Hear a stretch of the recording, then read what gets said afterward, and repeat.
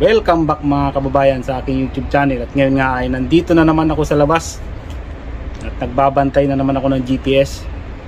At meron nga tayong ibang kababayan na nagrereklamo na at kasi nga, bakit ba naman kasi pa-exam ng pa-exam si DMW samantalang marami pa ang hindi nakakaalis, di ba? Sakit sa ulo, no? Naabutan na lang kayo ng ibang mga passer at magpapa-exam na naman, di ba? Halo-halo na kayo, yung passer ngayong taon at yung passer ng nakaraang taon. Halo-halo na kayo. At sa bagay na yan, unang-una pa lang, sinasabi na yan ng DMW. Katulad sa amin noon na KLT 13, na nung pumasa nga ako sa exam, pumasa ako sa medical, at pumasa ako sa skill test. Tapos kailangan kasi pag naipasa mo yung tatlo na yan, ay kailangan mong kumuha na ng PIOS. Sa amin nun, yung PIOS ay Pre-Employment Orientation Seminar. Yun nga yata yun. Doon nga sinabi sa amin na nung nag-seminar sa amin, ang sinabi sa amin nung taga DMW ay wala pang kasiguruduhan kung kayo ay makakaalis at kung kailan kayo makakaalis. Yun ang sinabi sa amin ng DMW. 50-50 pa, sabi sa amin, kahit kayo ay pumasa na sa exam, 50-50 kayo na makakaalis.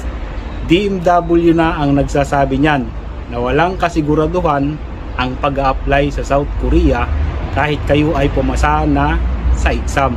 Para sa akin lang ha, siguro ang magandang gawin ng DMW, bago magpa-exam ay kailangan mo nang makaalis lahat ng mga passer, yung mga nakapasa sa exam.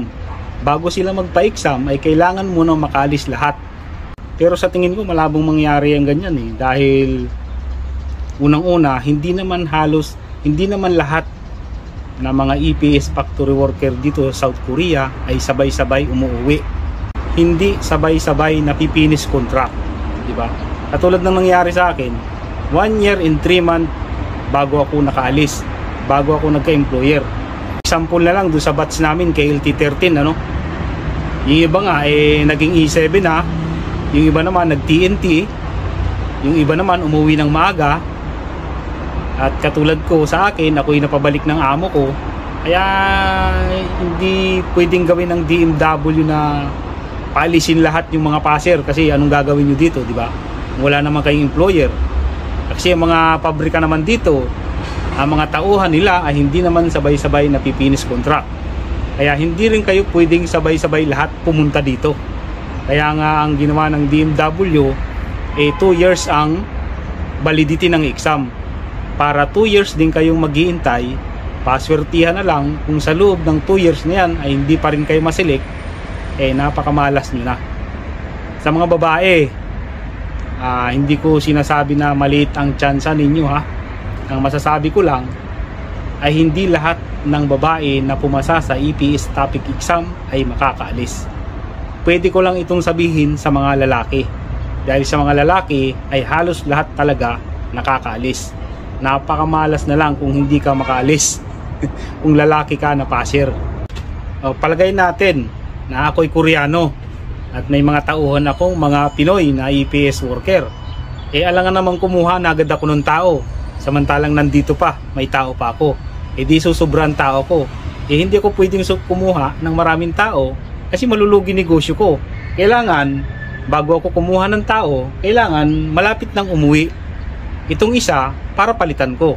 Katulad sa akin, yung pinalitan ko, 1 month bago siya umuwi ng Pinas, kinuha na ako. Kaya pagdating ko dito, naabutan ko pa siya at siguro mga 2 weeks ay uuwi na siya at naturuan pa niya ako tungkol sa trabaho. Meron pang isang kababayan natin na nag-comment sa isang video ko na sabi niya dapat daw may team leader na lang na Pinoy dito sa South Korea, na kumbaga ang ibig sabihin may team leader na Pinoy, tapos kumbaga siya na lang, yung Pinoy na lang ang magdi-decide kung sino yung kukuha sa Pilipinas ng tao. Kumbaga team leader, kunyari team leader ako, Tapos kunyari sasabihin sa akin ng amo ko na kumuha ng Pinoy sa Pinas, parang gano'n na hindi na kailangan mag-aral ng Korean language. Yung parang yung tama ba, parang gano'n na yung pagkakasabi ni Kabayan na hindi na kailangan mag-aral ng Korean language. Sana gano'n na nga lang daw yung mangyari, na yung Pinoy na lang ang magdi-decide kung kukuha ng tao sa Pilipinas at hindi na kailangan mag-aral ng Korean language. At sa pagkakataon na ganyan, yung mga ganyang senaryo, parang malabong mangyari yan dito, Kabayan, ano. Naintindihan naman kita kasi mahirap talaga mag-aral ng Korean language, kasi ako naranasan ko din yan pero tinagaan ko talaga, nagtiyaga talaga ako. Kaya siguro nag-ano sila ng ganyan na magpa-exam, kasi nga sa totoo lang malaki naman talaga ang sweldo dito. Kaya siguro challenge talaga yung ganyang Korean language exam. Yan ay challenge talaga. Talagang patibayan talaga. Kung makapunta ka dito sa South Korea, talagang bibilib na ako sa iyo. Matyaga ka talaga. Talagang masipag kang mag-aral. Talagang determinado kang makaalis. Isipin nyo na lang yung pamilya nyo kung kayo hirap sa buhay. Para sa akin, kasi naranasan ko talaga yung ganyang hirap sa pag-aaral. Kahit ako walang-wala talaga at puro utang. Para sa akin, gusto ko talaga yung ganyan Talagang matcha-challenge kayo dyan Diyan natin masusubukan kung talagang pursigido ka sa buhay na umasenso. Yan talaga yan, diyan yan nag-uumpisa. Kaya maganda yung programa na yan ng South Korea at ng gobyerno ng Pilipinas, matibay talaga kung gusto mong kumita ng malaking pera. At doon sa mga tinatamad ng mag-aral ng Korean language, wala tayong magagawa dyan. At tungkol sa mga ganyan, kailangan nyo talaga magsikap sa pag-aaral. Kasi yung pag-a-apply talaga dito, walang ibang makakatulong sa sarili mo, kundi sarili mo lang.